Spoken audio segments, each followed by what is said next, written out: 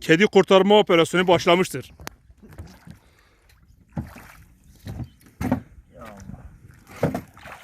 Kazım abi, gel. Allah devlete zeval vermesin. Bir kedi için bu kadar...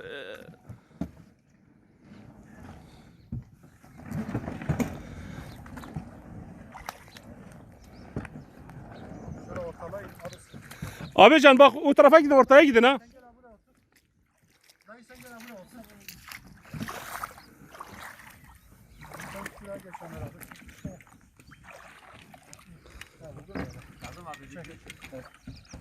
Abi fazla altın olmaz. Ben neyim o zaman? İki kişi ancak yoksa batar.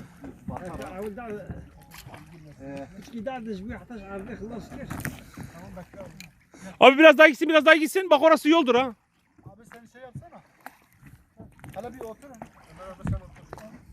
Evet. İt onu it dersen.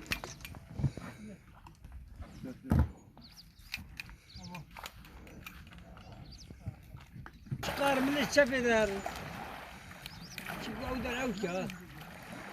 Usta biraz soldan gidin. Soldan bak orası taşık olabilir ha. Evet soldan gidin. İlk önce soldakiler oradan gidin. Ömer. Ama öyle doğru mu? Böyle taş. Bu daha bu arada taş bu denge sağlamış mı? Sayfa değil. Ama ara sarı kebriye kebir. Bak bir girin ha. Ama ayra sarı bir şey yok hani pembe. Mumu khoni sabri vidi ecbari qasi. Ama o sarı sarı ha.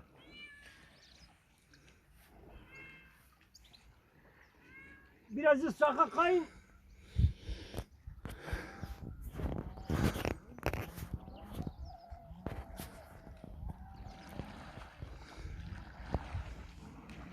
Bu şeyde evler yok değil abi. Abi öyle düz gitsinler, öyle orada sıkıntı yok.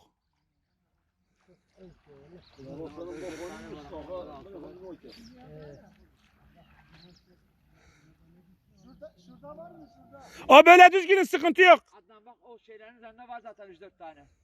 Şu evde var mı? Vallahi orada görünmüyor. Bir oradakilere bakın abim.